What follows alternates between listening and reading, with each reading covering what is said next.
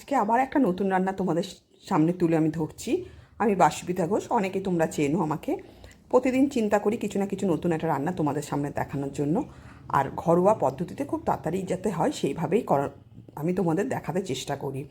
তো আজকের আমার রান্না হচ্ছে কিমা, মাটন কিমা।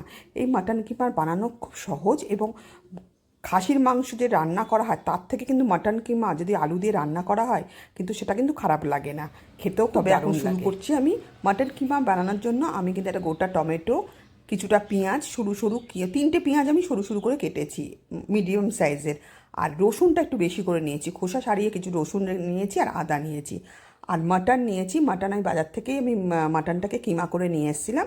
আর আলু নিয়েছি, আলু আমি দেড়খানা আলু নিয়েছি। তোমরা যেরকম যতটা পরিমাণ আলু দেওয়ার মন হবে তো ততটা পরিমাণ আলু দিও, তবে বেশি আলু দিও না, কিমায় বেশি আলু দিলে সেটা কিন্তু ভালো লাগবে না।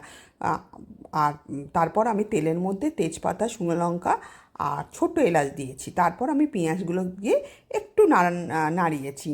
আর আমি কিন্তু রসুন যেগুলো ছাড়িয়েছি তার মধ্যে কিছুটা রসুন আমি কিন্তু এই পেঁয়াজের যে ভাজছি তাতে আমি কিন্তু গোটা গোটা রসুন দেবো, আর কিছুটা আমি বেটে দেবো। তো এদিকে আমি এটা ভাজতে ভাজতে একদিকে আমি কিছুটা রসুন আর আদা আর একটু টক দই আর একটু গোলমরিচের গুঁড়ো দিয়েছি, আর কাঁচা লঙ্কা দিয়েছি, দিয়ে আমি বেটে নিয়েছি। আর এদিকে যখন পেঁয়াজটা একটু লাল লাল হয়ে গেছে তখন আমি রসুনগুলোকে দিয়ে দিয়েছিলাম। এই গোটা গোটা রসুন অনেকটা দিলে কিন্তু খেতে খুব ভালো লাগে। আর বেশ তারপর রসুনটাকে দেওয়ার পর একটু আলুগুলো দিয়ে দিয়েছিলাম। আর এদিকে আমি মশলাগুলো বেটে নিয়েছিলাম। বেটে নেওয়ার পর যখন ওইগুলো একটু লাল লাল হয়ে গেছিলো তখন আমি মাংসটা দিয়েছিলাম। দেখো, মাংসটা দিয়ে একটু ভাজাভাজি না করলে মাংসের যে আঁশটে গন্ধটা থাকে, তাই জন্য একটু যখন পেঁয়াজটা একটু লাল লাল হয়ে গেছিলো, আলুটা লাল লাল হয়ে গেছিলো, তখন আমি মাংসটা দিয়ে দিয়েছিলাম। আর আমি কিন্তু আগে হলুদ আর নুন দেবো না, কেন হলুদ নুন দিলে পুরো জলটা ছেড়ে দেবে, ছেড়ে দিলে সেটা কিন্তু ভালো লাগবে না। একটু নাড়াচাড়া করার পর আমি যে বেটেছিলাম সেটা আমি দিয়ে দিলাম, দিয়ে ভালো করে নাড়াচাড়া করছি। দেখবে মাংসে কিন্তু জল নিজেই বেরায়, সেই জন্য আগে দিয়ে জল দিতে নেই। তারপর কিছুক্ষণ প্রায় আমি 5 মিনিট নাড়াচাড়া করার পর তারপর আমি হলুদ দিয়ে দিয়েছি, লঙ্কার গুঁড়ো দিয়েছি, কেন আমি ওখানে কাঁচা লঙ্কাও দিয়েছিলাম, সেই পরিমাণ আমি ভেবে যতটা ঝাল খাই সেইভাবেই আমি লঙ্কার গুঁড়ো দিয়েছিলাম।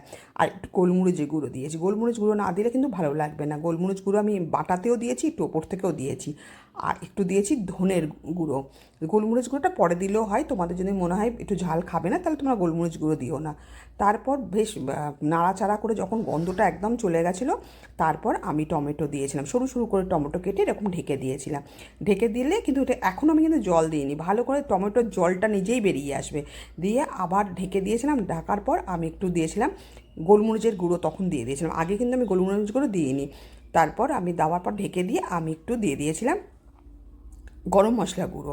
দেওয়ার পর এদিকে আমি একটা জায়গার মধ্যে আমি একটু জিরে, শুকনো লঙ্কা, ঘিতে আমি কিন্তু ওটা ফোড়ন দিয়েছিলাম, করে তারপর ওই ওই যে গরম করেছিলাম যেটাই, সেটা কিন্তু মাংসের মধ্যে দিয়েছিলাম। এতে দিলে কী হলো, স্বাদটা খুব ভালো হয়।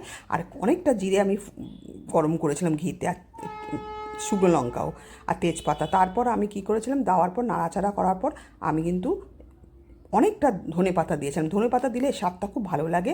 আর যখন একদম শুকনো শুকনো হয়ে গেছিলাম তারপর নামিয়ে আমি ওপর থেকে একটু গার্নিশ করার জন্য আমি ধনেপাতাগুলো আর একটু দিয়ে দিয়েছিলাম। এইটা রুটি বলো আর গরম গরম ভাত বলো, এর সাথে খেতে খুব ভালো লাগবে। আর তোমরা এইভাবে বানিয়ে দেখো, আর কেমন হয়েছে বাড়িতে সেটা আমাকে জানিও পারলে। আর নাওয়ার আগে একটু জল দিয়ে কিমাটাকে ফুটিয়ে নিও।